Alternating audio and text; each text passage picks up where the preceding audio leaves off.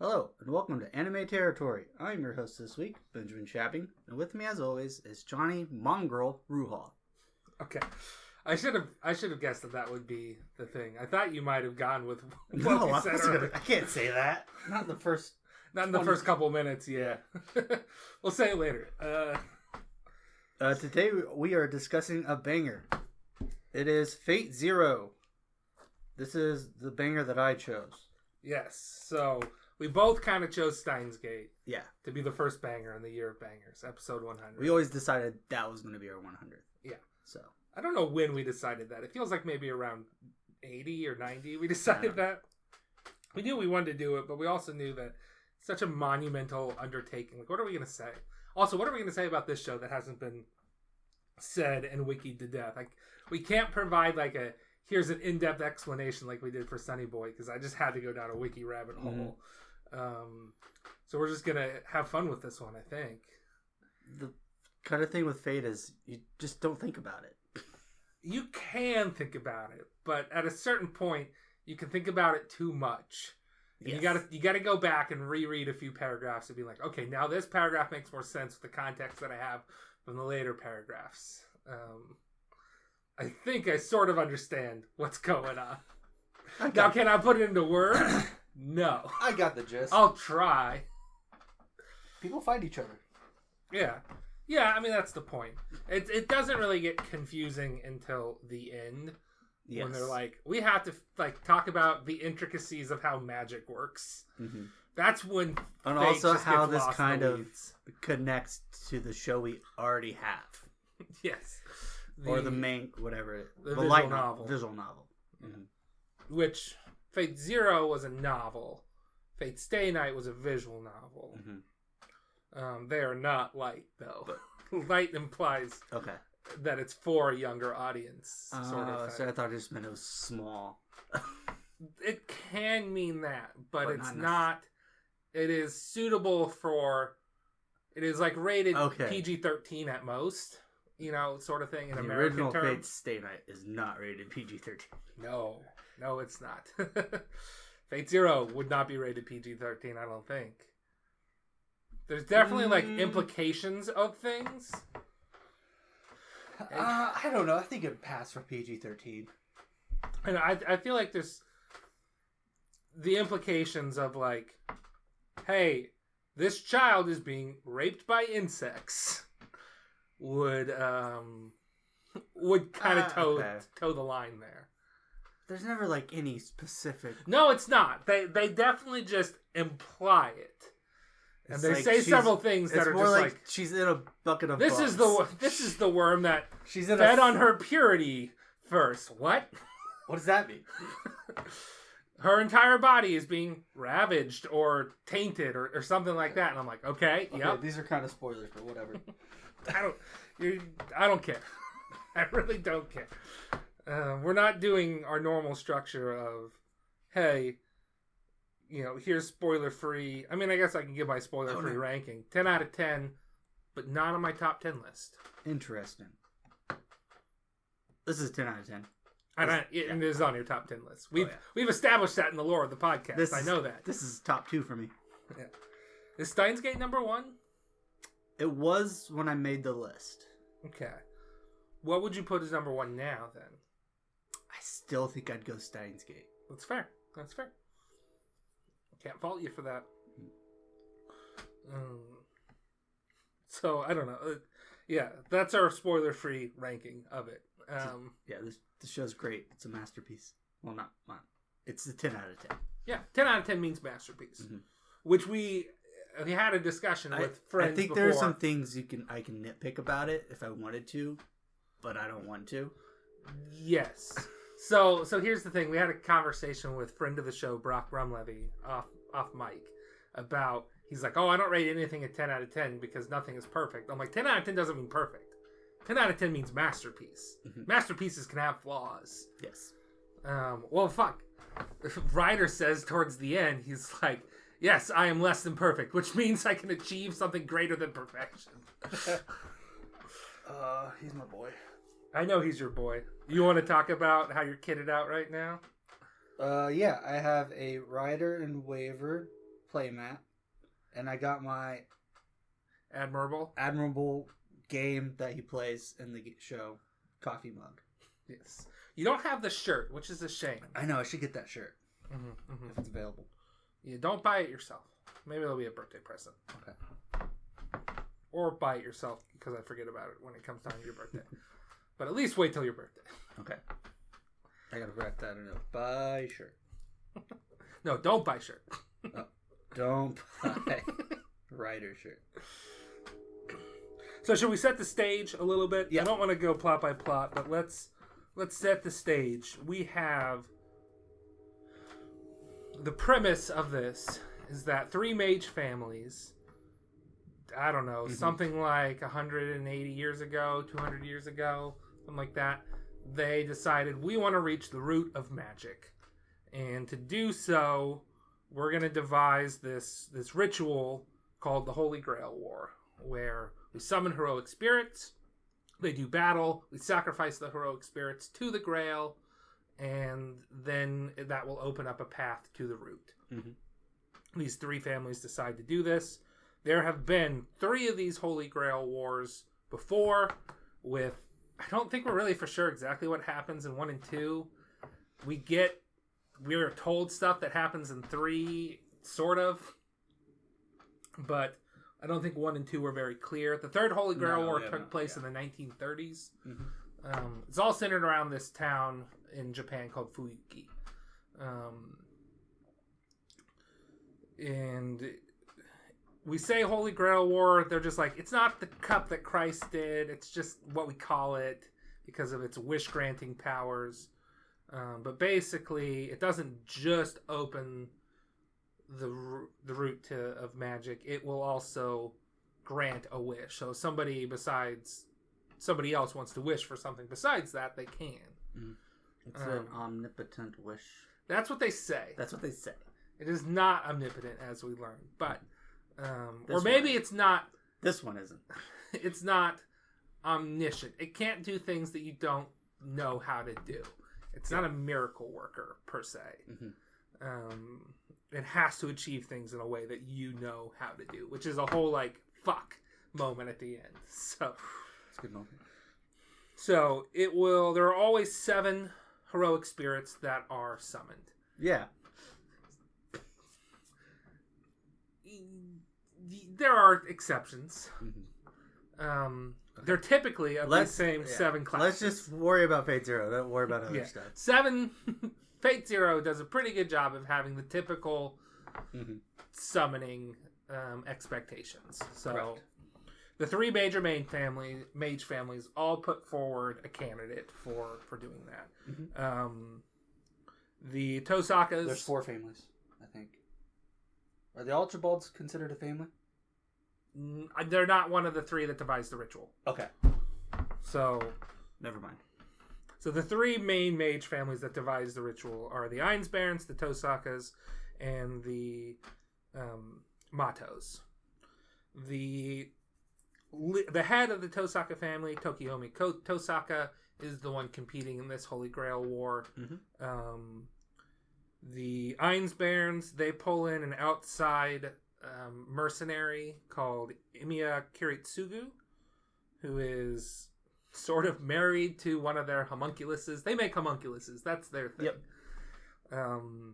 Tosakas are their specialties are fire and gemstones, but they're really just sort of seen as all around typical mages, but the tippity top best of the best sort of thing.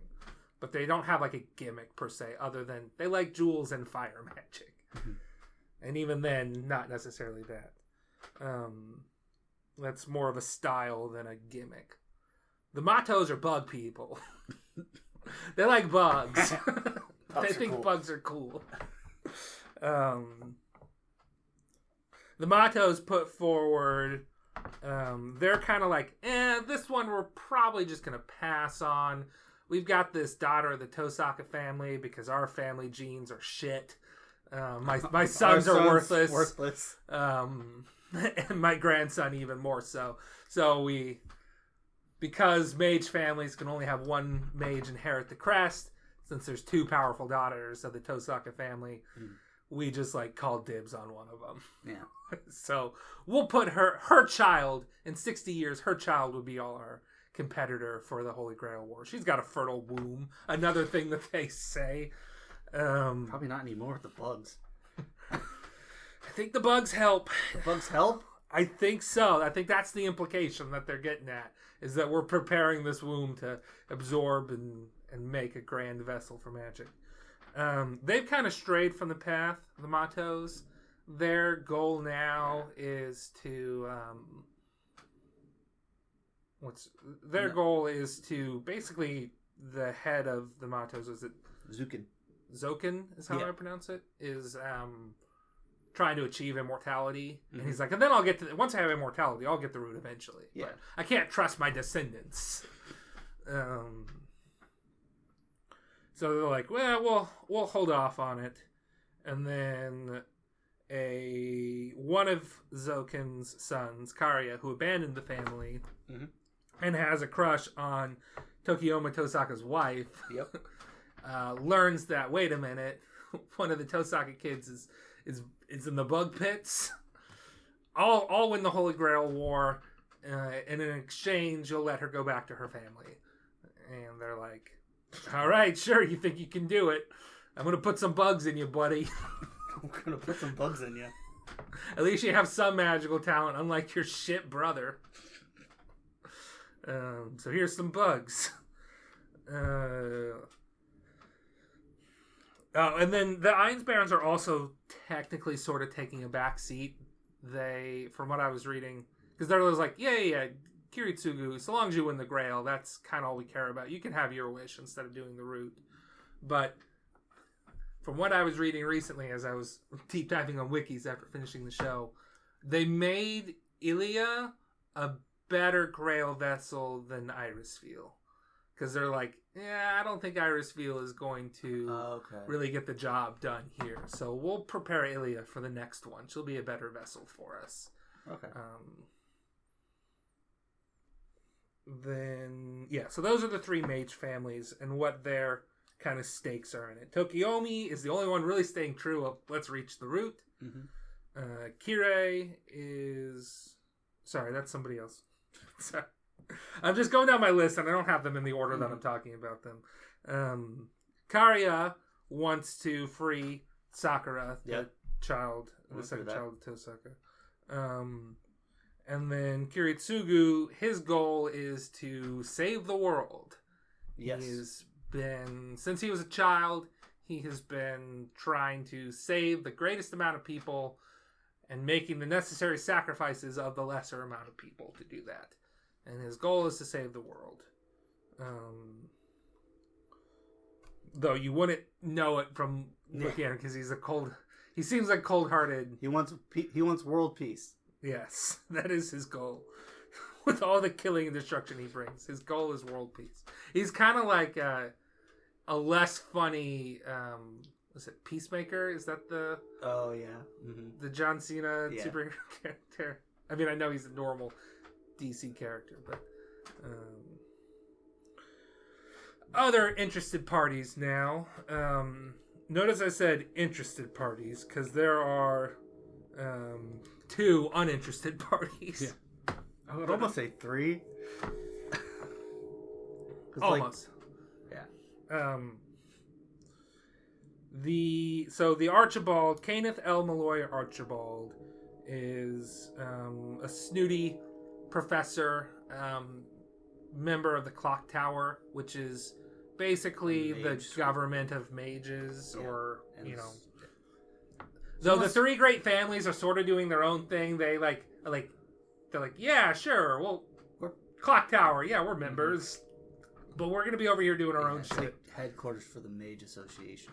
Yeah. / the school. Yeah, Mage Association. That's what I was thinking of. So, but this guy is true, like, elitist. I am a 7th generation mage. 7th generation mage. That makes me better than 6th generation mages and lessers and so on. I'm gonna represent the Mage Association, and we're gonna win this Holy Grail War. Does he ever say what he wants to grail for? I don't it might just be the root again. Okay. It might just be because he's a cocky cock. Cocky cock. He's got a student. Speaking of the clock tower, he's got a student. Our other interested party is Waver Velvet. Waver writes a paper about, hey, maybe being an ancient mage family is not all it's cracked up to be. Maybe you can be like skilled without necessarily having all that buildup of power too. And he's just like, nah, your paper is shit. Tradition is best. Fuck new ideas. Get out of here, you third generation wannabe. So Waver is in it just to prove him wrong. Yeah. He's like, fuck that guy. He doesn't necessarily want the grail. He just wants respect. Yes. He wants to prove that he can take the grail with his own hands, which I'll get into. Okay. Eventually. Don't let me forget about it. I got it written down as a note. Okay. And then we have two uninterested parties. Yep. One knowledgeable, one not. Mm-hmm. So, Kirei Kotomine is the son of a Catholic priest. Rise. Rise Kotomine, yeah. Who, Rise is the overseer of the Holy Grail War. We see the previous overseer as well. Maybe? I don't remember. Anyway, they hatch a plan. He gets chosen to be a member of the Holy Grail War, despite not knowing what he wants to do with his life. He's just like, I don't know, I'm kind of a blank slate. My wife's dead. I kind of just do whatever. I don't even know if I feel anything about that. I just all kind of always done what I've told. But his dad is like, hey, Tokiomi Tosakas, they're the one person in this for the right reason, per se. Their goal does not like impede upon the church. Yeah, they just want to reach the root. Yeah. They don't want to conquer the world. They don't want to kill everybody. They are just sort of in it for the right reason. We can trust them. We've had good relations with them. So since you were chosen, and you're not really a mage, in fact, you're a mage hunter for the church. Yeah. We'll just go ahead and apprentice you under him, and you can work for him, in the shadows. I feel like Kirei has some magical powers. I think he does, but only in the sense of like, I use the magic to fight the magic sort of thing.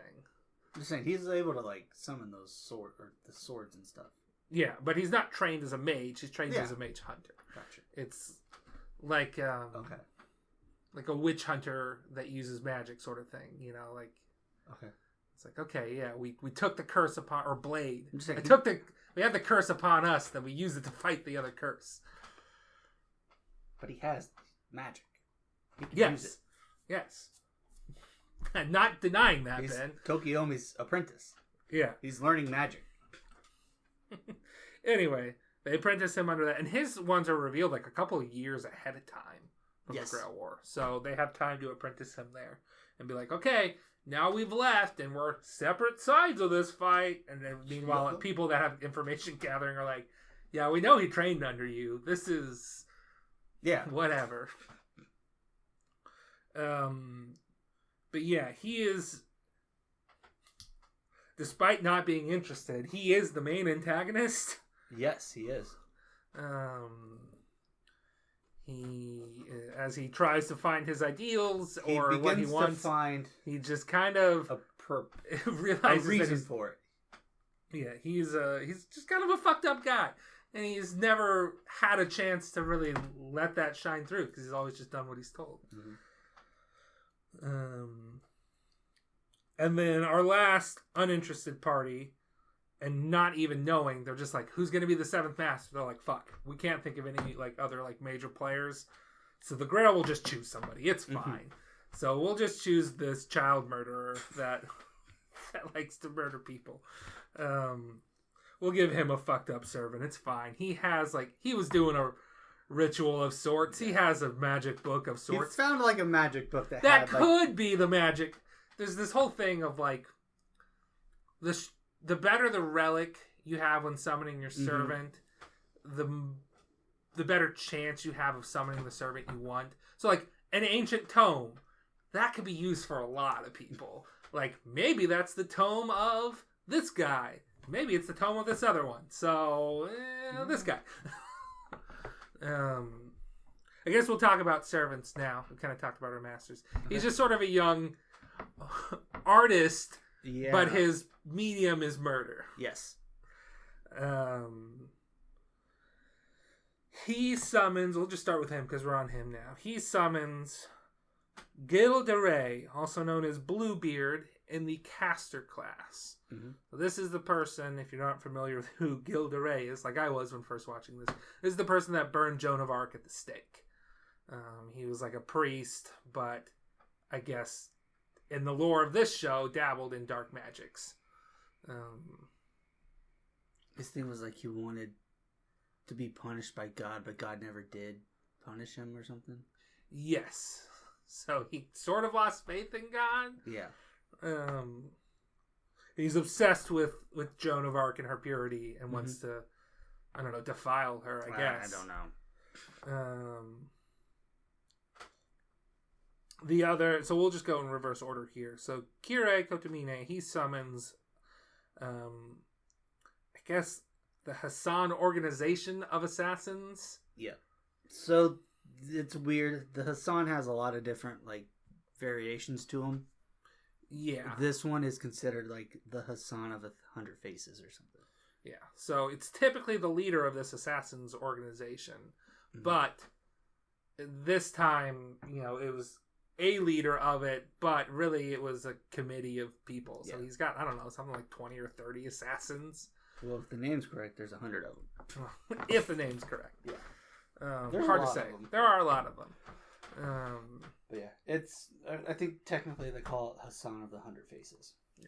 Now, each individual assassin is weaker than like every other servant. But assassin himself is always weaker than the other servants because he's not a brute strength class for the most part. No. Fake assassin is a little bit of a cop thing. Yeah. But he's also fake. That's a whole thing. That's a fate state, I think. I'm not getting into that. But kind of a cool thing. They're like, oh shit. And they use him smart at first, and I'll get into this. I don't like how they use assassin in this show. Well, but they waste him.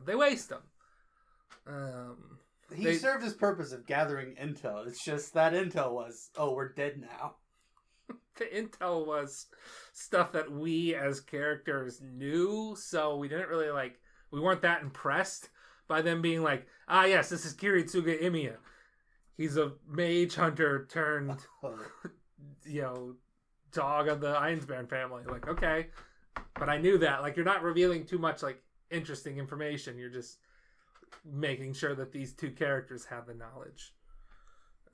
Anyway, we'll talk about Assassin a little bit later.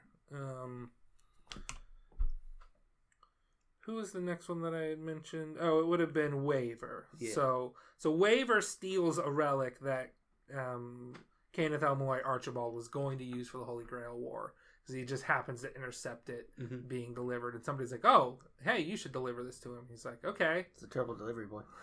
It's like, I'm just going to take this, and I'm going to win that Holy Grail War. And then he'll have to admit that my paper is correct. Fuck that guy. He did this all for an A. He summons your boy. He summons my boy. Who's one of my favorites, I will admit. Iskander, or Alexander the Great, or Alexoi, or Alex, whatever you want to call him. I call him my boy. We call him Ryder. Specializes in writing things. Yeah. You should mention Caster specializes in casting things. Assassin specializes in being weak. Because I can't really say assassinating, because he doesn't really do much of that.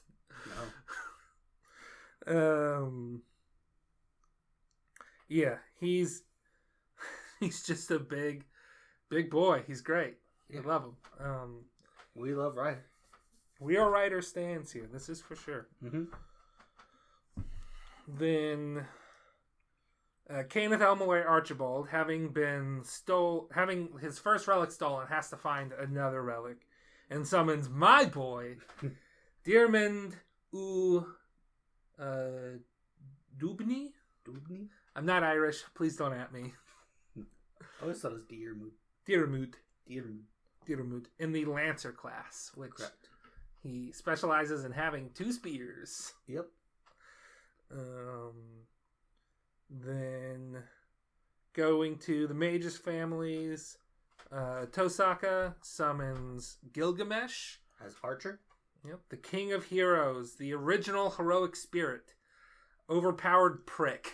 Yes. Karyamato summons, spoiler alert, Lancelot in the Berserker class. Mm-hmm. And we don't know that till like, I don't know, Episode 23, 24, something Yeah. like that.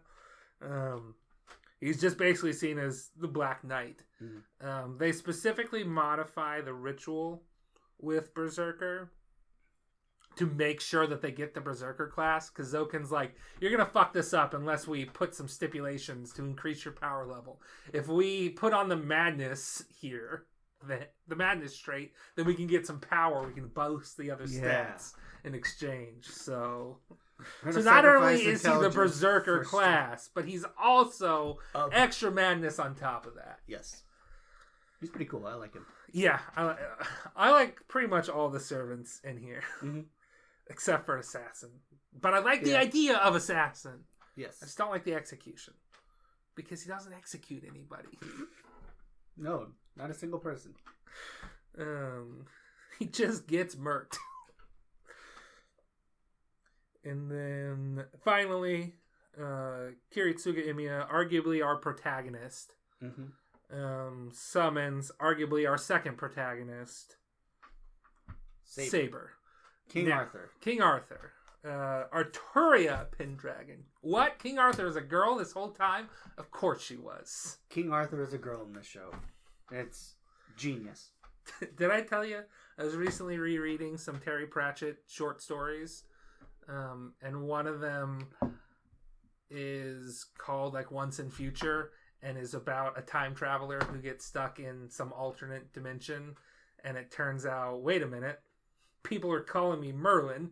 I keep telling them my name is Mervin, but they keep calling me Merlin after that other guy who died. And he like he uses his technology to reenact the the sword and the stone gimmick to try to get people to stop fighting and get a king, because people are respecting him as a wizard. And he's like, oh, this candidate looks good. He uses like electromagnets to seal it in there. This one looks good. I'll go ahead and turn off the electromagnets, and then pulls the sword out.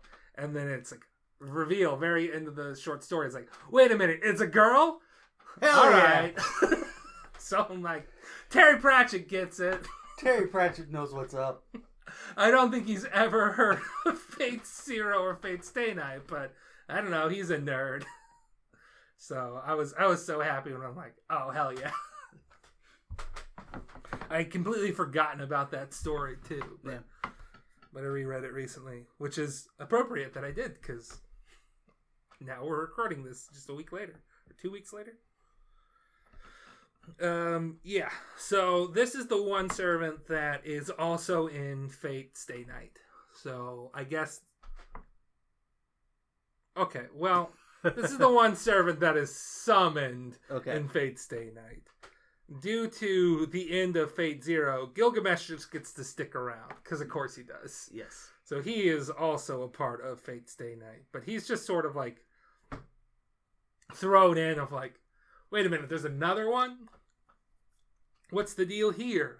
Like, that must have been so confusing I think we'll talk about this, but whether or not you should watch Fate Stay Night / read Fate Stay Night before or after Fate Zero is a hotly contested point, and I have arguments for one way, and I guess I've got a little bit of devil's advocate for another way, but we'll get to that, because they both spoil things about each other. Yes, there are both reveals that happen in them that would get spoiled if you watched or read one of the others. So it's just a matter of other things, because I know they both spoil things. That's fine. We got to talk about the severity of that. We got to talk about other things. Anyway, Arturia Pendragon, Saber, does not get along with Kiritsuga Imiya. They have very different ideologies. Yes. but also not so different. Yeah, not so different. Because Emiya, Kiritsugu, I should say, is very much, I will make sacrifices to achieve the greater good. Mm-hmm. And Saber is very much, I will make personal sacrifices to ensure no harm comes to anybody else. Like, I'll put it all on my shoulders. Mm-hmm. And that's sort of their thing, but their methodologies are very, very different. Kiritsugu is very much, he's like, I wish we would have gotten an assassin, but I can't, this gift of Avalon, the sheath of Excalibur, which can heal any wound. This is like canonically the strongest servant. Yes. So I can't say no when the Einspans tell me to summon it. Mm-hmm. But I'm sure it was just included in the novel because she's such a popular character and like the main character of one of the main characters of Fate Stay Night, which arguably has 3 main characters depending on the route. Yeah, I don't know. I've only watched Unlimited Blade Works and the first 2 movies of Heaven's Feel. Yeah. I have seen the Fate Stay Night show. It's okay. Mm-hmm. There are things about it I do not like. There are things about it I understand why people say don't watch it. I have not read the visual novel. I had it downloaded at one point, but I never read through it. So don't at me. I get it. There's stuff in the visual novel they're not going to get. We should also say that we've seen Garden of Sinners, which is in the same world, but has very little connection to what's going on here. Other than, like, it's the same magic system. The bridge exists. And the brand of cigarettes that why can't I remember her name in Garden of Sinners? Oh. Yeah, I don't know. Anyway, those show up with Kiritsuga's guardian after he kills his dad. They both smoke the same brand of cigarettes, which is like a thing. Like, that brand is like this character has it, this character has it, this character has it. They all smoke the same brand of weird, like, Chinese cigarettes is the thing. Cool. Toko? Is that the Garden of Sinners character? I don't remember. I barely remember Shiki. I can't remember the dude's name. Yeah, exactly. I don't know. Either. It's alright. Shiki's the important one. We were talking about the servants. We talked a little bit about how Saber and Kiritsugu butt heads.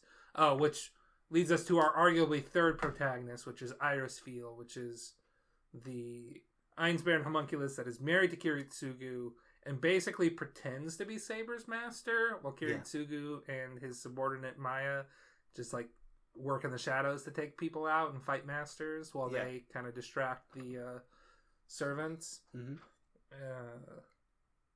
I like Irisfeel. How do you feel about Irisfeel? She's fine. Yeah. Guess I don't have a strong opinion about her. Yeah, she's just sort of there. Mm-hmm. I ship her and Saber. Okay, sure. It's like I feel less bad. Like I think the first time I watched this, I feel a little bad for her because like Kiritsugu's married to her, but he's also like kissing Maya and like I don't know, like why does that affect? She seems okay with it. Yeah, she definitely seems okay with it. But then I'm like, oh, she's okay with it because she's got Saber.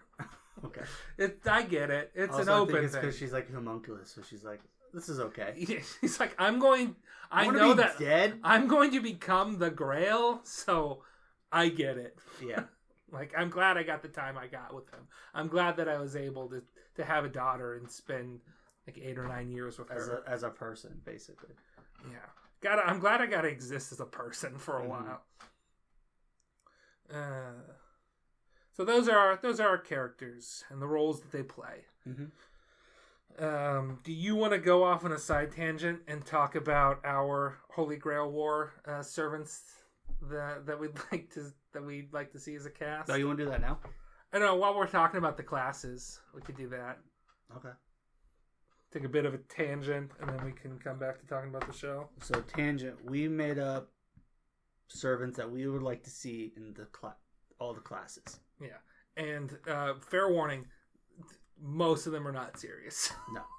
Some of them are. Well, Some of my picks are serious. I tried to go pretty serious on this. Oh, you did? Okay, I went pretty ridiculous sometimes. I went with like, damn it, yep, that would count. I wanted to get that reaction from you. So, no, I went actually serious on this. Okay, so I will note that we are using the main 7 classes. Mm-hmm. We are also using the Shielder class, which is from... Specifically Fate Grand Order. Yeah, nothing else. We are doing the Ruler class, which is summoned... In Apocrypha. Fate Apocrypha. We're using the Avenger class, which is summoned in the 3rd Holy Grail War. Yes. And in Fate Hollow Exteria, which I'm not super familiar with. No idea. That's technically like a sequel, right? To Stay Night? Yes, and or a side quill. Okay.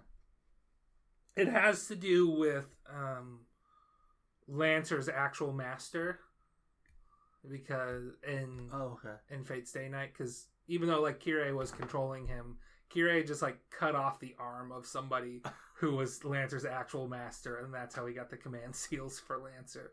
Cool. Sounds like a thing he would do. Yeah. Yes, it does. Shit. We are doing anyway. So Ruler gets summoned in Fate Apocrypha, and there are like stipulations for why Ruler would get summoned. Ruler specifically gets summoned if all 7 servants team up, then the Grail is like, well, fuck, we need a Ruler, and then we need another 7 servants because we can't be having with this team up shit. Mm-hmm. We have Pretender, which is, I don't know what that's from other than It's in Fate Grand Order. That's all I know. We have Moon Cancer, which is specifically Fate Grand Order, too, I believe.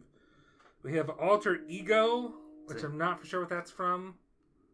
I have no idea. And we have Foreigner. Fate Grand Order. There might also be a Savior class. Not in the game yet, if there is. Yeah. Not in the American version. But a friend of ours mentioned, "Oh, you're not doing that class," and I'm like, "Look, I already wrote my list. These are the ones that we got." He knows more than me. He at some point, I don't think he plays Grand Order though, but that doesn't mean you know things because you don't pay attention to the story of Grand Order. Yeah, I don't do that. I don't read the story. I have technically made 3 lists. Okay. One of them is all around. One of them is Brandon Sanderson's Cosmere characters, and one of them is even more specifically Brandon Sanderson's Stormlight Archive characters. Okay. Just because I wanted to.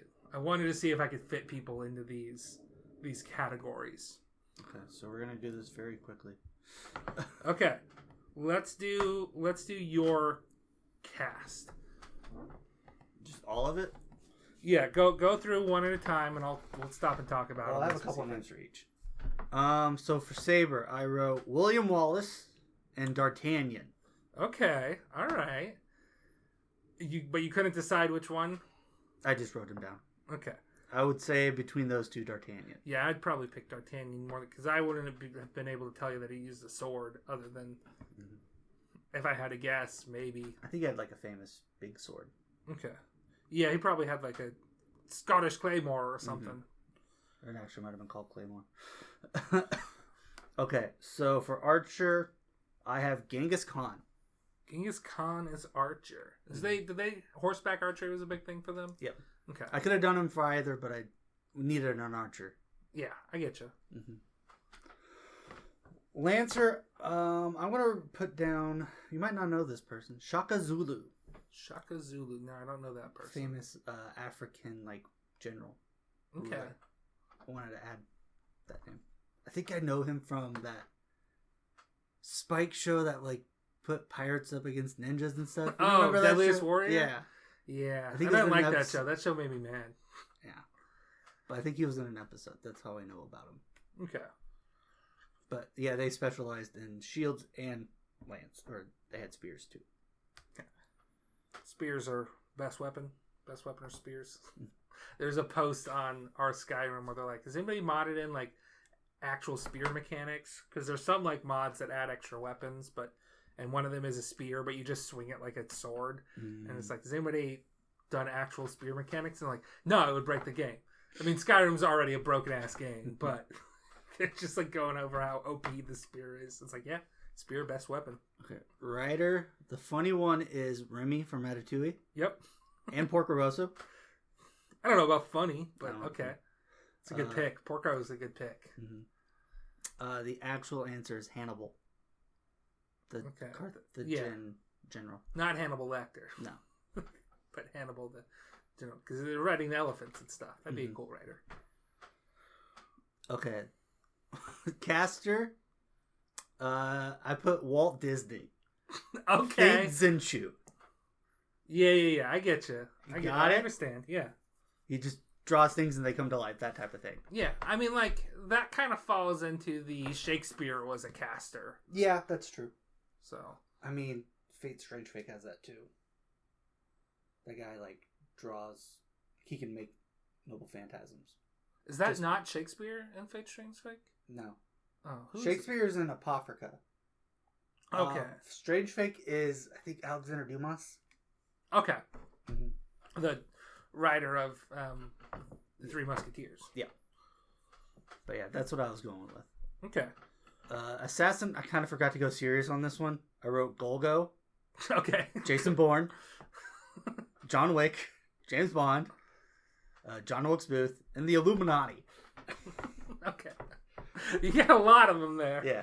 I think you could honestly summon John Wilkes Booth as assassin. Mm-hmm. I think you could summon, you'd have to like play into him being an actor and like throw that into the sky sort of thing. You could do, the Illuminati is too much like doing the Hassan of 100 Faces again.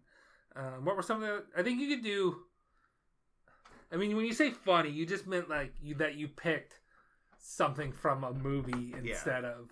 I think the one that you maybe make an argument for is James Bond. Yeah, I don't think he'd be very good, but I think you could do it. You could make an argument in the Fate lore that you'd be able to summon James Bond just because he's such a,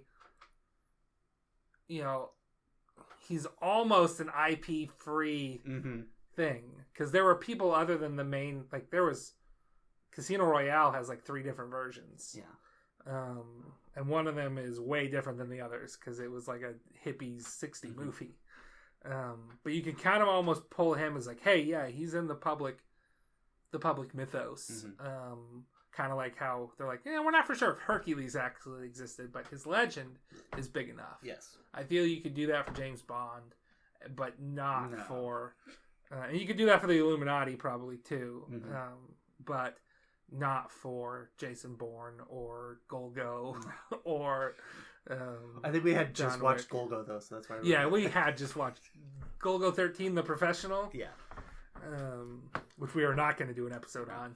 It's okay. I think I want to pick James Bond though. Okay. I like that idea a little bit. You can kind of play with the different actors too. Yeah. So maybe like you think it's that guy, but actually it's Sean Connery. Okay, yeah, I get you. He'd have cool gadgets. But yeah, Berserker. I'm going Samson. Samson is Berserker. That makes sense. Yep. And when you say Samson, you mean biblical Samson, not Brock Samson from Venture Brothers. Yeah, either or. No, biblical Samson. Yeah, that one would be good. Yep. That one I'm sure either we've talked about or I've talked about with Joe from Digimon sometimes. Friend of the show, Joe from Digimon. Okay. For Avenger, one of these names I don't remember why I put for Avenger. I put St. Nicholas. Okay. Hold on, let me look up the Avenger. Hold on. Vigilante and heroic spirit of vengeance, vindictive warriors that bear great hatred in the past. The embodiment of hatred itself. Oh, I think I was going more for he's hatred of the commercialization of Christmas. Okay. Okay. He's avenging the true spirit of Christmas. Yeah. One toy train at a time. Yeah. That's where I was going for. And the other one was Tecumseh. He was a Native American general. What do you call it? Chief. Okay. I think during the War of 1812. didn't like America. Yeah, join the club. Yeah. Ruler, Jesus. Okay. All right. Why not? King of Kings, Prince of Princes. Yeah. I was wrote down Moses, but I'm going with Jesus. Pretender, I have Guy Fawkes, Marco Polo, and Mulan. Okay. I like Mulan. Mm-hmm. Guy Fawkes makes sense. Marco Polo, though? I think... Oh, I had a reason for it. I think it's more of... Did he take credit for something? That? Yeah, I think it's more... He wasn't the first one to do something. He wasn't the first one to do it, and his accolades might have been exaggerated. Okay. So it's on that basis. Well, I'll never play the pool game again then, I guess. Mm-hmm. Shielder, I put Ajax. Ajax. I think he was a Trojan War soldier. Okay. I think he... You're just going phalanx. Yeah. Okay. I think he's known for having a big-ass shield. Yeah, okay. Alter ego, Santa Claus. It's Santa Claus again. Yep. Okay. See, St. Nicholas would hate this guy. Okay. I get you. They might be the same person, but like Santa Claus is. I get it. It's kind of like when Jack the Ripper is summoned as the spirits of the young women slain by Jack the Ripper. It's like it's the opposite of them. Actually, I think that technically they were like the children orphaned by. Oh, okay. Still. Anyways, Moon Cancer, I have Apollo, as in the space. The space mission? Space mission. Not the god Apollo. No. You have the idea of the space missions Apollo. So he would materialize as Neil Armstrong.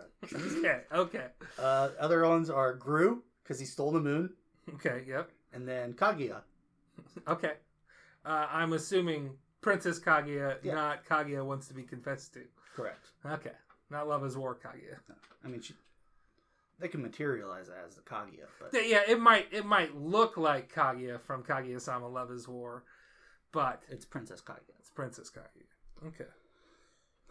And then Foreigner, I wrote. Oh, I put Leica, the monkey. The monkey that went into space. No, Leica was the dog. Was the dog? Yeah, you're right. I don't remember the monkey's name. Leica was the dog. Poor old Leica. I'm glad that canonically she exists. She survived that mission. Is actually wandering in space and is found by Space Dandy eventually. Yep. And then dies having been loved once more. But, and then some weird fleas jump off of her. I'm glad that is canon to the real world. Right, but that's my list. Okay. Do you want me to go through my serious list, my Stormlight list, my Cosmere list? And when I say serious, I just mean that I went from multiple properties. Do your serious one. Okay. So Lancer, in all three of my lists, Lancer is Kaladin Stormblessed from Stormlight Archive. Okay. Guy lives and breathes the spear. Okay. He's got, spoiler alert for Stormlight Archive, he has got a shape-shifting little... You would think of it as like a fairy friend, Sprin, but can shapeshift into any weapon and or shield, and his preferred one is spear. Okay. Also, it can cut through anything non-living, and if it cuts through something living, it severs its soul. Instead of cutting through, it phases through and severs the soul's connection to that. So, like, that limb, if it cuts through a limb, it's like, you still have the limb, but it's a dead limb. It's not doing anything. Okay. If he cuts you through your spinal or your like neck or your, somewhere vital, your eyes burn out and your soul is severed from your body. So he's got that going for him, which is nice. Okay. He gets a sort of an Iron Man suit at some point of other Windsprin that he can just either protect himself with or shoot off to protect other people with. All around badass. Great guy. Love him. Saber, I went Frog from Chrono Trigger. Okay. Rider, I went Kaneda from Akira. Kinda? What are you talking about? He's great at riding motorcycles. What's his name? Kaneda? Oh, Kaneda. I was hearing kinda. Kaneda. Kaneda. Okay, got it. I'm like, what are you talking about? Okay, cool. Yeah, that's great. I like that pick. Thank you. Berserker, I went Chandra Nalar, Okay. the Planeswalker. She's a berserker. Yep. Caster, I went the Dragon Reborn, Randall Thor. Okay. Is he... Spoilers. Yeah, spoilers for... technically, I think the end of book 1. So, Assassin, I went with Greninja. Okay. I wanted to get a Pokemon in there somewhere. Archer, I went Roland Deschain. Deschain. That's the gunslinger from Stephen King's Dark Tower series. Okay. Specifically, looks like Idris Elba's gunslinger. Okay. So that was Archer. That's the main 7 classes. Okay. For Avenger, I went Jack Ruby. Okay. Because he's the one who killed Lee Harvey Oswald. Mm-hmm. I don't think that was necessarily a matter of vengeance, but... Okay. That might be depending on who he's you famous. ask. He's famous for killing a killer. Uh-huh. For Shielder, I went with Garl from Sea of Stars. He's just a one-eyed dude that just likes cooking and being positive. He baked the world's largest loaf of bread to win over a dragon to our cause. Cool. And he just uses a pot lid as his weapon. Okay. So, Shielder. Ruler, I went with Paul Atreides. Okay. Pretender, you're not going to know this character. I went with Locke Lamora, who is it's basically a medieval grifter, shyster. Okay.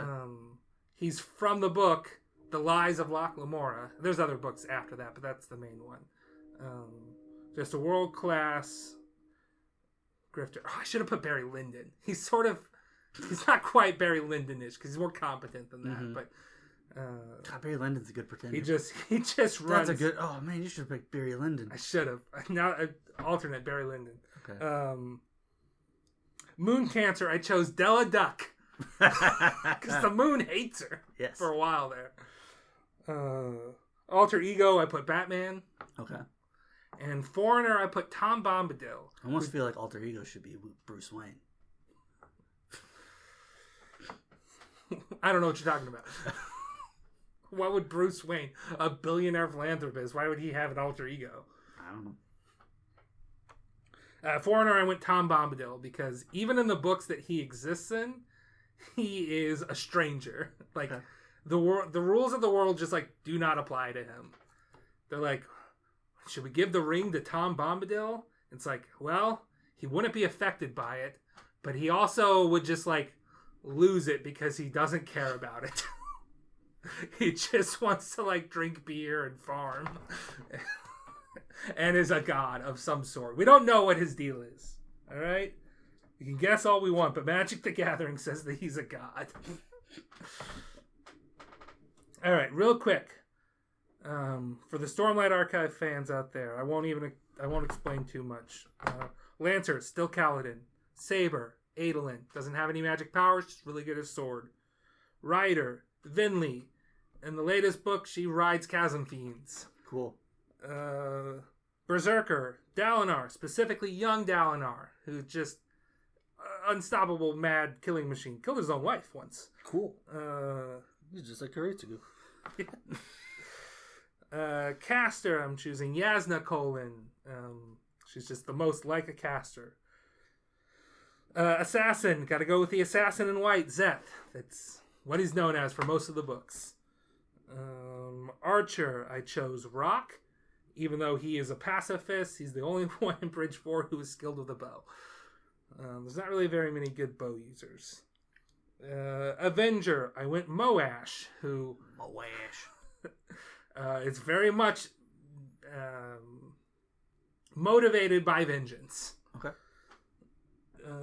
Shielder, I went with Syl, which is the fairy spear I mentioned before, just because she kind of protects Kaladin from giving into depression. She shields him from some of that. There's also literally a scene where she's like trying to hold back a hurricane from decimating him. Ruler, I went with Taravangian. Very much a we'll do what's necessary, but under the guise of I'm a wise old man. Oh, that's my alarm. I need to take the trash out. Okay. That's in the other room. I will be right back. Vamp. What do I vamp about? So far, I have no idea what he's been talking about with these Stormlight archives. You were there at Dragonsteel. We talked about Moash with some random. I don't remember that. Because of the king's negligence, his grandparents died. Okay. King is a bad king, not a bad guy though. Okay. Everybody hates him because he basically was Kaladin's best friend and then betrayed them to try to get vengeance. Okay. Pretender. We have Amaram, who basically pretended to win a magical sword and armor when it was really Kaladin who did it, because Kaladin refused to take it. So he's like, well, I can't trust it in the hands of your men that you want to give it to, so we're going to kill all of them and pretend that I won this. And when they thought, let's forge the Knights Radiant, I'll pretend to be one of those, even though I have no magical powers. Fuck that guy. Moon Cancer. I chose Toro Sidious because he is Cancer. Hate that guy. Okay. Alter Ego. I chose Shalyn.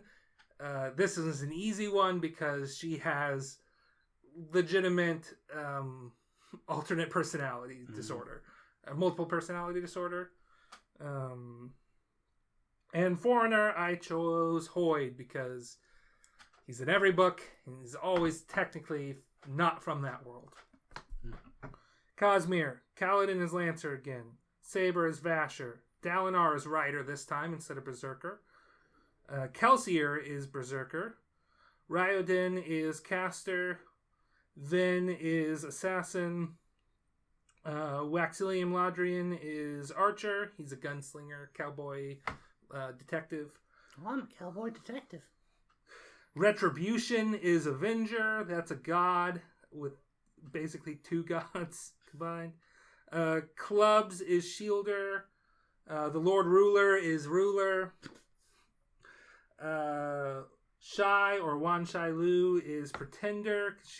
Her whole magic power is just making forgeries of things. Okay.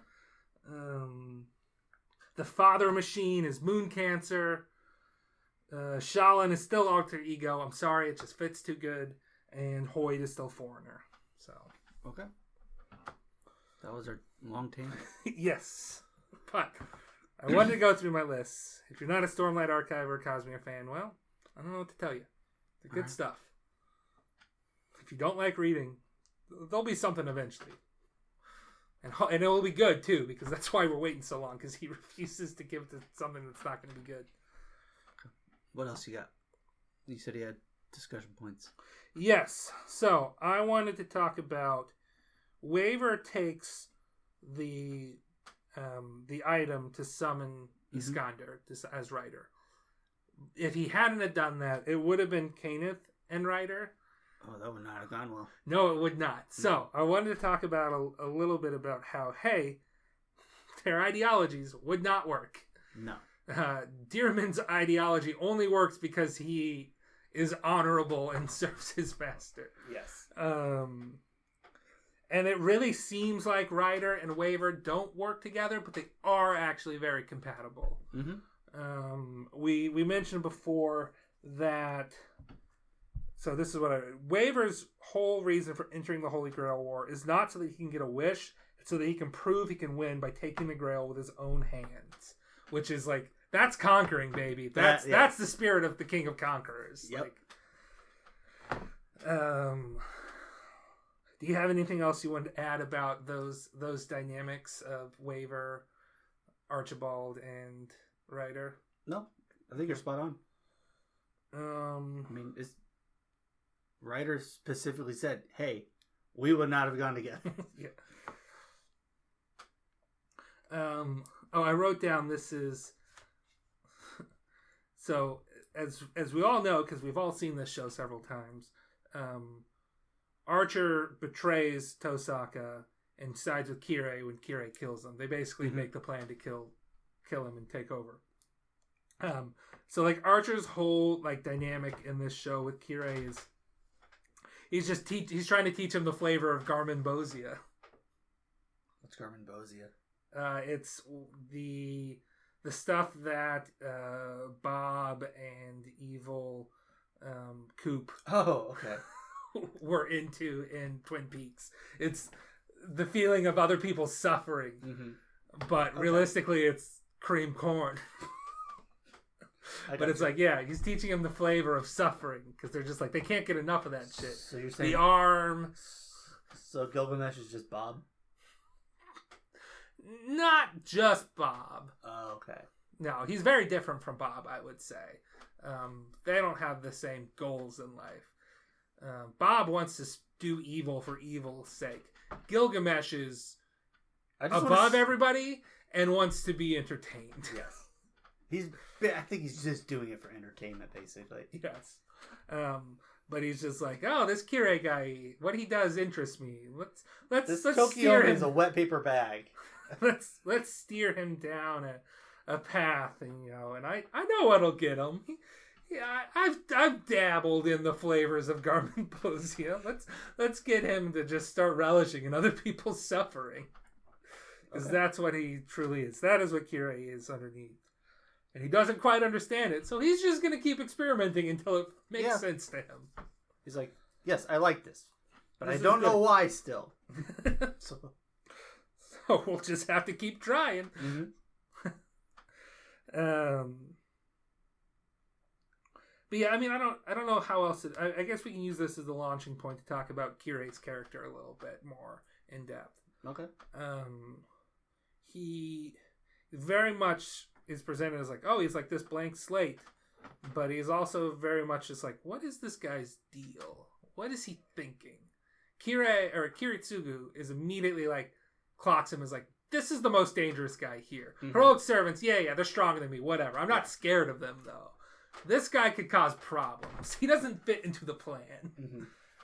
Well, I feel like they're both outsiders to what this usually is. Yes. They're not total outsiders. They're both familiar with the world of mages. Because they sort of serve the same function. They like hunt down dead apostles. They hunt down bad mages. But just one works for the church, the other works for money. Yeah. So they're very much birds of a feather at times. Of like, okay, there are so very much similarities here.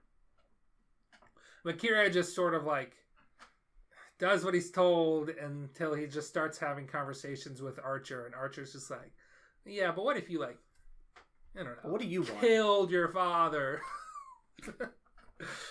Oh, you didn't get a chance to kill your father, but you could still kill Tosaka. Basically like a father. You know, if Tosaka's gone, then there'd be a servant wandering around, and you still have command seals. So, you know. Because you're the overseer now, even though you were in this war? Yeah, seems you're like not impartial. You're impartial, it's fine. Seems like the church kind of flubbed that one. It's fine. He was already out. He wasn't a master anymore.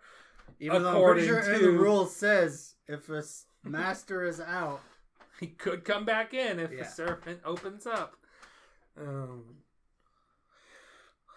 Yeah, I mean, I like Kirei as a character of just like a villain archetype, because there's redeemable villains. There's villains where you're like, I kind of get that.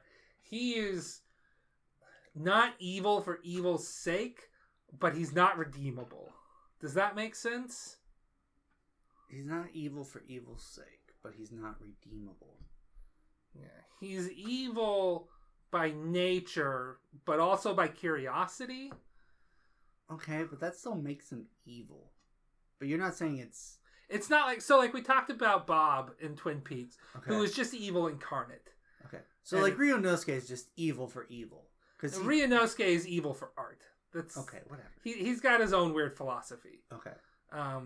But he does fucked up shit because he likes it. Whereas Kirei does fucked up shit because he's curious. And it serves an end, even if the end is just trying to understand himself. Okay. He's not like recklessly, wantonly violent, you know. He isn't violent for violence sake. Correct. There's he some sort of purpose to it. Yes, but a lot of times his purpose is just trying to discover who he is and realizing that he is a bad person. Okay. But I don't know. There's something to it. There's a bit more weight there, if that makes sense, than a evil for evil's sake. And don't get me wrong, I like Bob. You know, like, you're the incarnation of evil. You're a primal force. Mm-hmm. But, you know, that's just it. He's a primal force. I can enjoy him as a primal force, whereas I'm like, well, this guy's just evil. This human person, without any supernatural things playing into it, is just evil to be the sake of evil. That's not really believable. A primal force of evil, I can get behind that as a character in a fiction. Obviously, it's still not believable, but just like this guy has no motives, he's just evil for evil's sake, is typically seen as a bad thing in villains, except for when it's done really well. And I feel like this one has got a bit of a mystery and a bit of a weight to it that lends it a bit more. Yeah, I think it also helps that he discovers it as the show goes. Yes. He doesn't start that way. And if we are in the Fate Stay Night universe of things, we as an audience discover it as the show goes on, too. Mm-hmm. It's not immediately clear. Other than, like, there's something about this guy. We don't trust.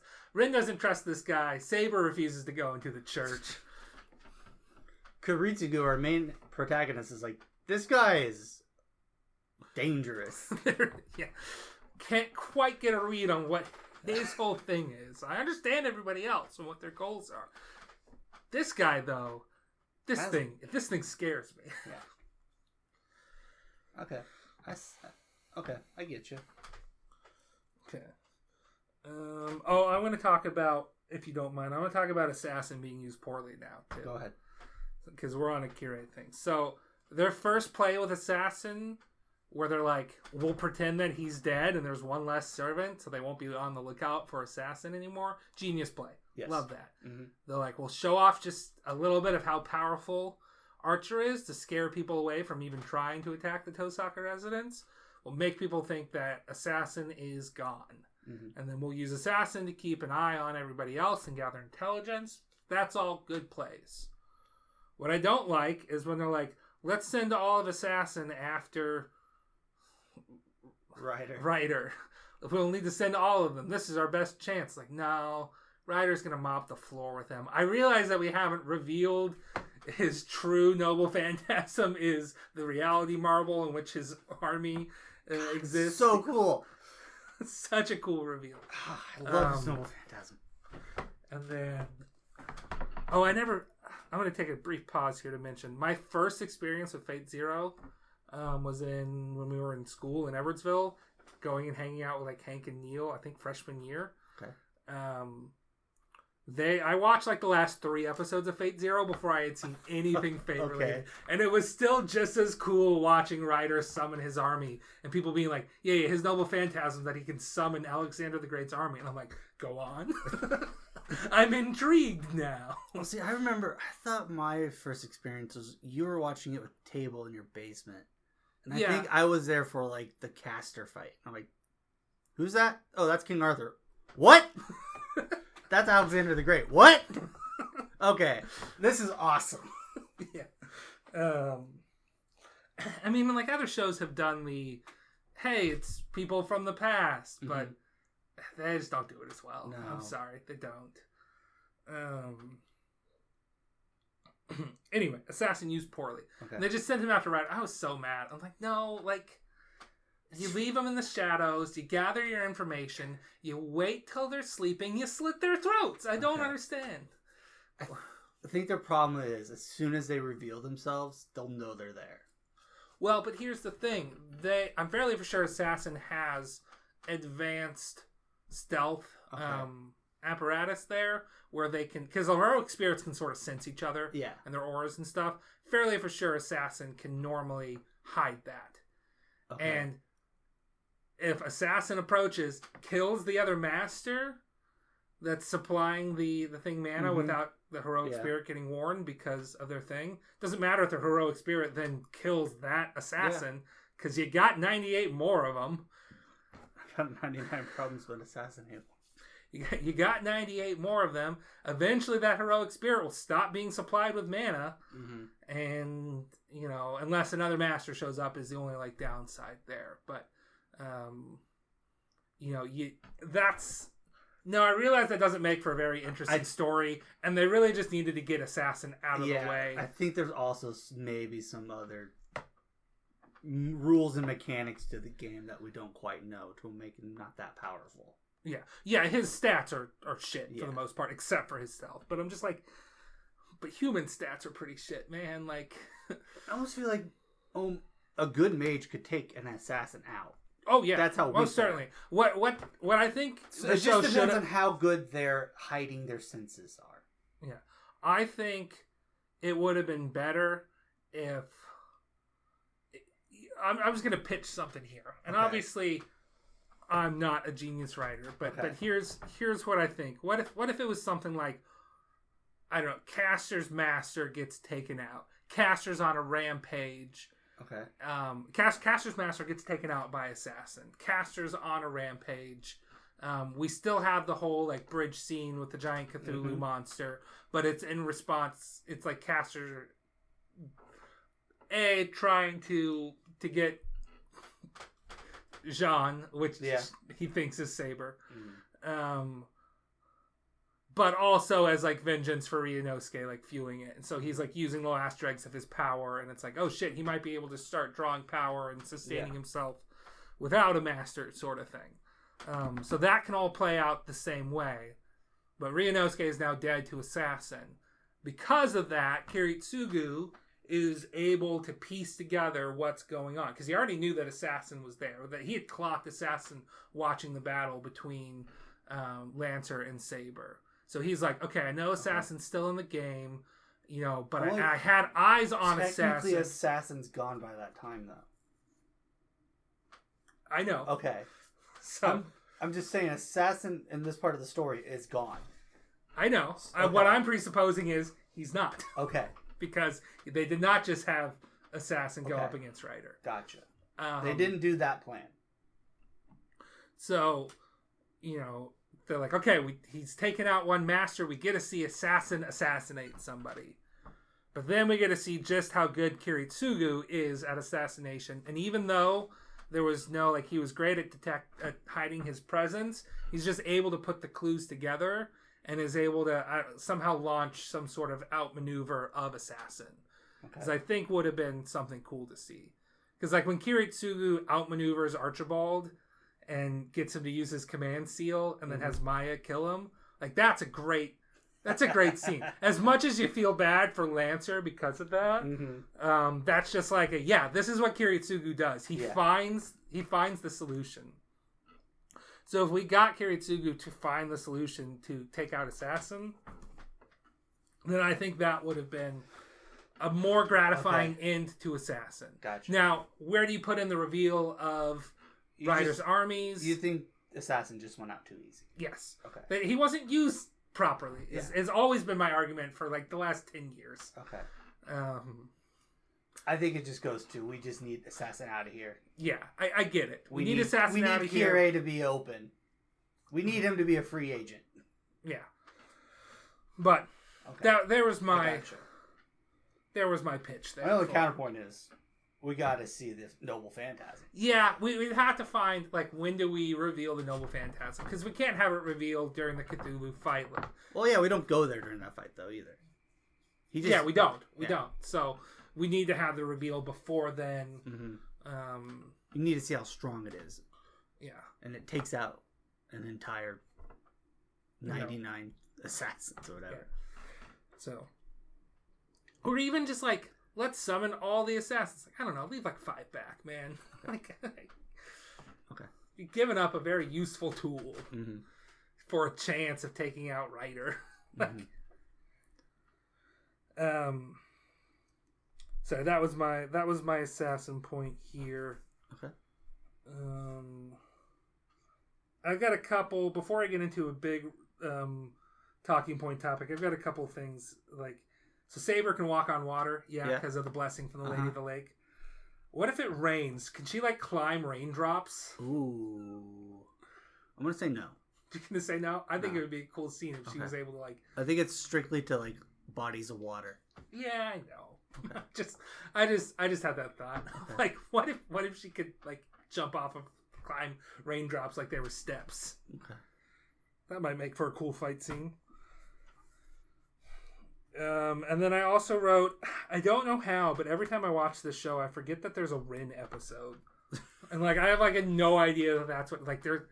If you'd have told me before watching, like, oh yeah, there's an episode where Rin runs around saving kidnapped children that Ryunosuke kidnapped, I'd be like, what the hell are you talking about? Rin's at the very beginning and the very end and nowhere else. What are you on about? Mm-hmm. Is that just to get Rin in this show? I think so. Okay. I would have to assume because it's like, such a departure. Yeah, that episode is not needed. I mean, like, I guess we get to see Karia being like sort of redeemable of like, oh, I saved Rin from Okay, I guess. from something, but It just, I guess it shows what Caster and Ryunosuke are doing exactly, but like, I don't know. or like how they're getting kids Mm-hmm. and using magic and stuff. So,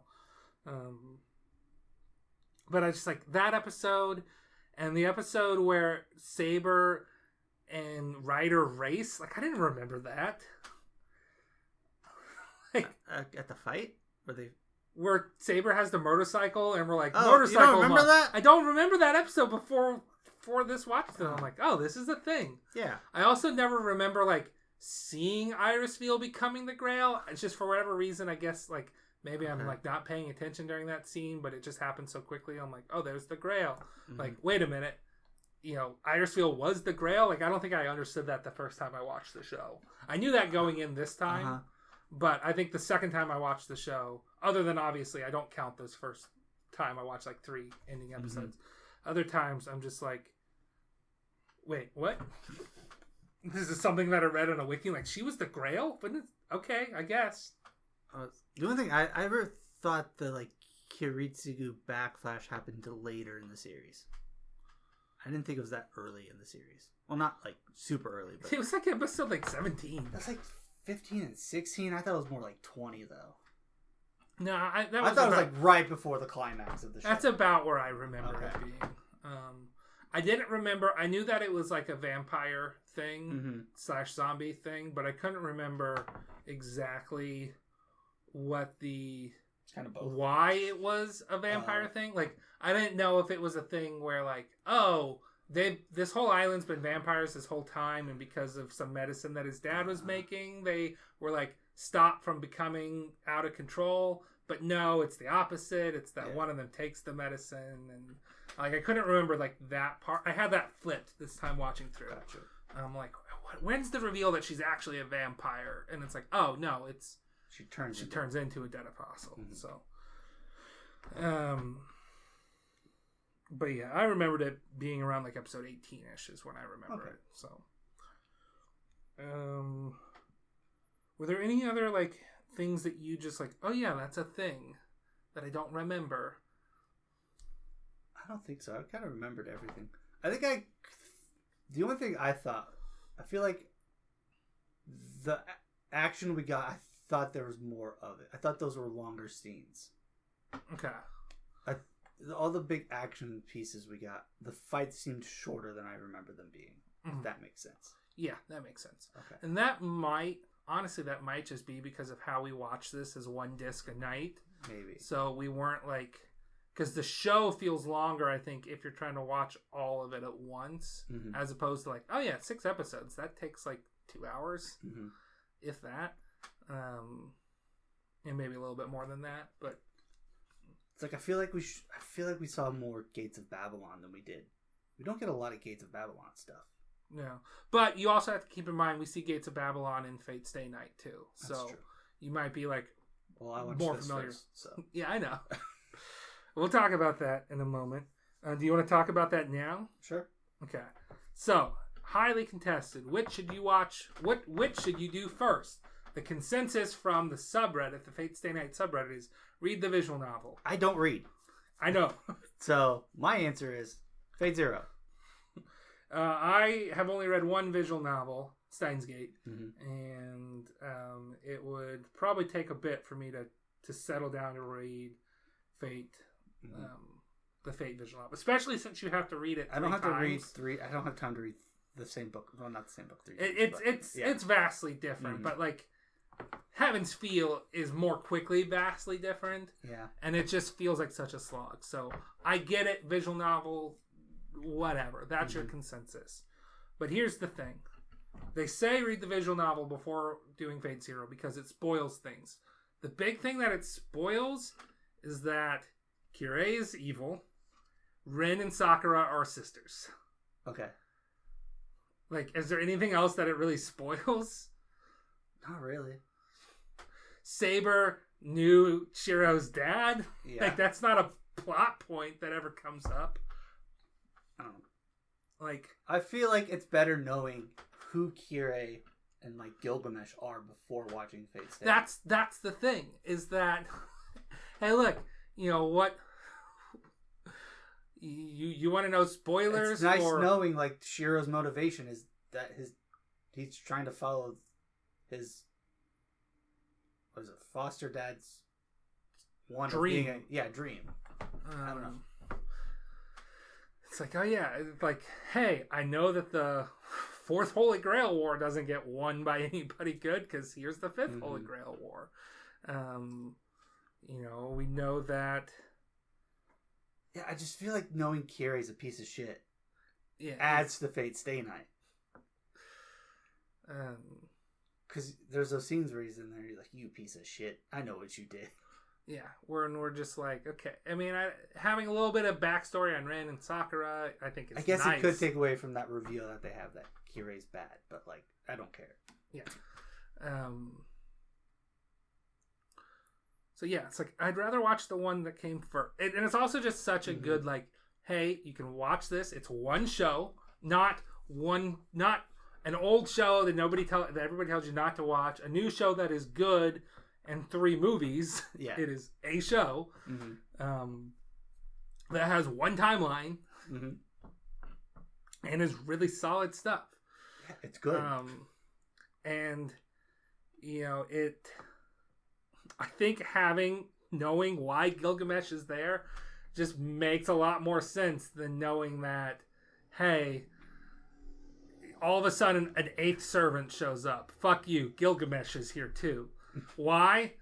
Because the last time. What do you mean last time? This is the first visual novel.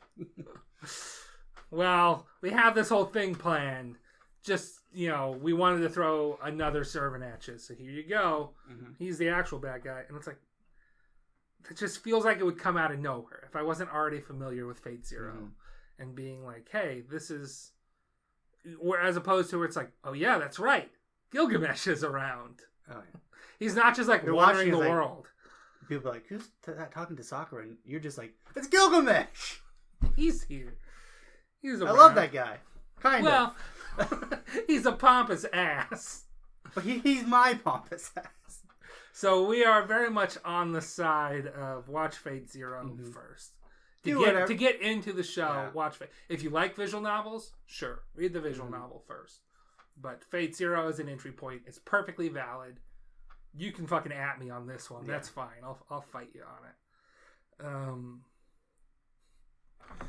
But while we're talking about, do you want to go to our bro level ranking? Sure. Okay. Who do you have as your number 1 best bro? Ryder. Okay. I think I'm going to put Ryder at number 2. Okay. I am putting Lancer at number 1. Okay. I have Lancer at number 3 for a very specific reason. There is a chance he steals your girl. Not by his fault, but there is a chance. I knew this would come up. Yes. And I've got a counterpoint.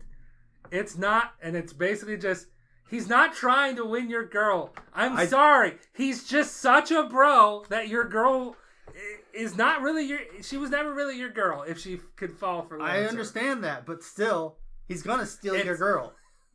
But he won't. Not at this point. He's done it once, and in his real life, he's alive. And that was very much a warranted of like, yeah, you're in a loveless, shitty situation. Okay. In this situation, he did everything he could to not win Archibald's girl. And he failed. And that's not his fault, man. I know. I'm not blaming him. I'm just saying it happened.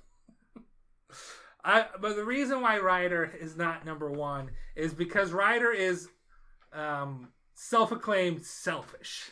Okay. And I as much as he values his companions, he does, by his own principles, put himself first because he is the king. Okay. And I think that's just a little bit of a, like, okay, I mean, you're still a bro, bud, but you... I think he can be talked into, though, as being, like, the side guy. Like, if anybody is able to defeat him. I don't know. Or truly win him over. But I just feel like he's got your back. Oh, yeah, he most certainly does. He's number 2 on my list, man. Yeah. And I put them both at number 1. I just have Lancer and Ryder. I didn't say Lancer, comma, Ryder. Okay. I said Lancer and Ryder. But Ryder's my boy. Lancer's my boy. Ryder's your boy. Yeah. I understand Lancer. I wanted to put him higher, but he's going to steal your girl. You got to put him lower. Not if your girl is really your girl, man. Okay. I'm just saying that. Okay. Clearly. So who's your number 3? My number 3, this is a very controversial number 3. My number 3 is Castor. Oh, no. Castor is there for Ryunosuke. Okay. Castor understands him. I feel like Castor's that weird guy he's gonna do something wrong. You know, it's like, hey, we're gonna chill. Hey, we're gonna have Castor pick the movie this time, and he picks the Human Centipede. You're like, what are you doing, man? Come on, read the room. Or he's not as high as Lancer or Ryder, but his friendship with Ryunosuke is genuine. Okay. Those guys are bros. They're also murderers. This is not a morality gauge here. This is how big of a bro he is. He's gonna take things too like, far. You do art of murdering children? Bro, I support you. He's obsessive. Here, let's get some more kids. He's obsessive. Bro, I need your help with this. Ryunosuke's like, I got you, bro. Okay. All right? They're bros. I don't know what to tell you, Ben. They're bros. Sorry. Castor's going to take... He's too weird. He's going to take it too far. Okay. He's open to new ideas. He's like, oh, yeah, God, not real. Okay. Otherwise, why would he not punish me? And then when Ryunosuke's like, no, look at this in this different light. God is real and he wants us to be evil. It's part of the thing. Okay. You know? And he's like, you get it. All right, yeah. I'm coming. He's willing to change for his bro. Okay. I just don't know. I can't condone it. Who do you have as number 2? Saber. Okay. So Saber is my number 4. Okay. And here's why. She's got a bit of a stick up her butt. Yeah, that's true. Like, she's honorable, sure. That's part of why Lancer is such a bro. Mm-hmm. But she's kind of a stick in the mud, man. That's true. I don't care. She's a party pooper. At least in this show. She's a bit of a party pooper. I feel like she understandably so. But she's a little hoity-toity. You know what? She's your DD. Oh, yeah, for sure. Food. Yeah, number 2. You don't have to worry about that. And only because it's impossible for her to get drunk. She eats so much food, it cancels out the alcohol. Okay, so we've both talked about up to our number... Who is your number 4? I put Berserker. Berserker, okay. Berserker's the brawn. Like, if you get into a scrap, Berserker's gonna take care of it. Here's the thing. I put Berserker last. You put Berserker Bro last. can't chill. I'm sorry. He can't chill. Nah. You're like, hey, we're going to go fight these servants. And he's like, okay. Saber shows up. Fuck your plan. I'm fighting Saber. He cannot take a chill pill or take a hint, man. Bro's got no chill. He's the least bro-like. Okay. I just feel like he's your muscle. I put, so who's your 5th? Archer. Okay. I put Assassin as 5th. Okay. And mostly just because Assassin is there for you because there's so goddamn many of them. Like, at least one of them's going to get your back. At least one of them's Assassin's my 7th. Assassin is just not... He's in that corner and you're just like, what is he doing over there? He just creeps you out. He's not going to, like, involve himself in things. I don't know. He'll die for you, though. As he's done several times in this show. I don't think he knowingly died that first time. I think he was generally thinking he was going to succeed or whatever. Yeah. I don't know. They're just that creepy guy in the corner. Just like, what is he? Why does he have that look on his face? What is he doing? Why does he have that notebook? Okay, so you put Castor as 6 then? Yeah. I put Archer as 6 because he's a little bit more of a bro than Berserker. Okay. He's got some chill, but not a lot, and he's a pompous ass. Yeah, he's a pompous ass, but he's gonna get you in the clubs. Maybe if you're worthy. I mean, it's his club. He owns the club. He may not because he's like, I don't want those swords back. They've touched filth. Okay. So but we're bros. He's gonna let me in. We're bros. He might let let Ryder in. He might like abandon you sometimes, but like he's gonna get you into places you're not. He's gonna leave you places without a ride or a means of communication because he's chasing some pussy or something. He's just like, but that's what there's 2 bears fighting over there. I'm gonna fly over there. You're good over here near these other bears that are just crouching in you purposely, right? While I watch those other 2 bears fight, you're good, right? Of course you're fine. I don't. In fact, if you're not fine, I don't care because you're beneath me. That's our ranking of bro. We had very different bro rankings, except for sort of the beginning. My Castor choice, I knew it was controversial. Oh my god! But there's just a moment where I'm like, Castor's kind of being a bro right now. Which is when I thought of the bro ranking. Yeah, he's being a bro, but not a good bro. He's killing. He's a toxic bro. Don't get me wrong. No. You're not going to make good decisions, but he's going to be there making the decisions with you. Okay, that was our bro rankings. Waver talked about that. Kira talked about that. Okay. My last point that I have here. Is the Meeting of Kings episode the best episode? I think so. It's definitely up there. Like, if you were going to nominate one episode for an Emmy, it'd probably be that one. I'm just trying to think. Because it wouldn't be the finale. Because it's too confusing. Emmy voters wouldn't go for that. I think that's just the most succinct episode. Because that's the only thing that really happens in that episode. All the other episodes, you're kind of breaking to other characters, but this one it's just like we're talking about this. There might be a little bit of something here and there, but it's mostly that. Now, Archer didn't really weigh in about the nature of kingship in this, right? He was just sort of like there listening to Ryder and Saber discuss their nature of their opposite ideas of kings, whereas I keep trying to say Berserker for Ryder because he's such a big. He reminds me of Hercules. Is the thing? Okay, yeah. From Fate Stay Night. When Ryder's talking about the nature of kingship, he's like, no, king is selfish. Everything is for the king. You know, he's at the top for a reason, so that people can aspire to be the top. Yes. I am selfish, but it's sort of in this weird good way, and it's sort of in a mentally healthy way. Yes. Sort of thing. Whereas Saber is very much approach is like, no, the job of the king is to serve the people, which honestly is something I wish a lot of public service actually fucking did. You know, but it's not mentally healthy. That's like the whole juxtaposition is Ryder is like, sure, I'm kind of an ass at times, but I legitimately people are happy under me and I am more mentally healthy, and I see you struggling with clear trauma because you're putting too much weight on your shoulders. You're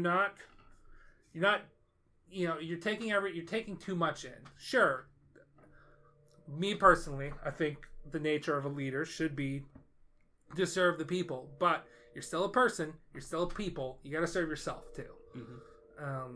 And I feel like Ryder is trying to make that point, but is not good at making that point to Saber because they're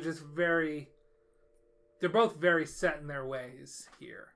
And I think part of Saber's journey at the very end is like learning a little bit about what Ryder was getting at, because her whole thing with Lancelot and how she failed him, and when she gets returned to that battlefield after the Grail War is over, and she's just like, yeah, I'm back here at my failure that I've, did not really lead my people. I was a great example for them, but I never led them.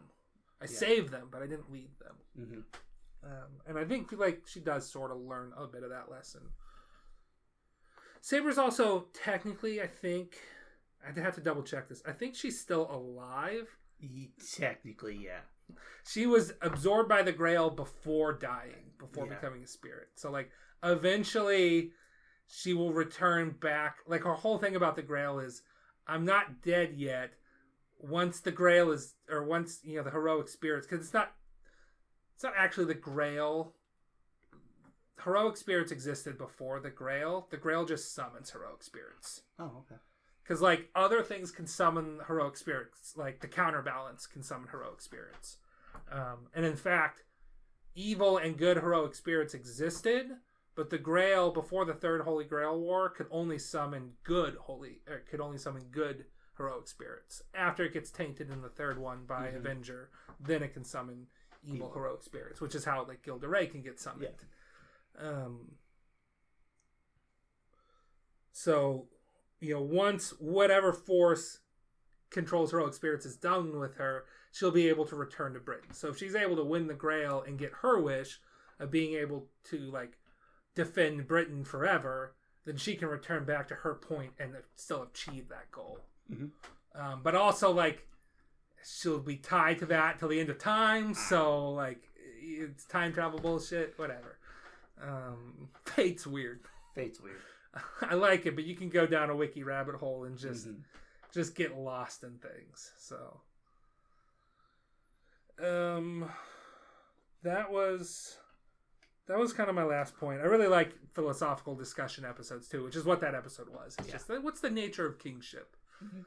So, and meanwhile, Archer is there like, I don't know. I don't think I like you guys being called kings. I'm the king. Yeah, his just thing's like, I'm the king. Doesn't matter what you guys think. I'm the king. Saber is beautiful, and she will be mine. But Ryder's got a point. I like Ryder too. I respect Ryder. Yeah. I'll kick his ass, but I respect him. God, man. And the other thing about Lancer is he's bro to a fault. Like, yeah. Like, always. Lancers are always bro to a fault. They always get betrayed. This one by, not really by Saber, though I think he, like, still feels betrayed by Saber, even though Saber had no knowledge of it. Yeah. They always have a bad end. I think they commit suicide both times, don't they? Yeah. Aren't they Lancer's commanded to kill himself, and at least in Unlimited Blade Works. Yeah, he is. I don't remember in the other one there. Not in Heaven's Field. Yeah, I don't remember exactly what happens in Heaven's Field. We need to rewatch those movies because we still haven't watched the third one.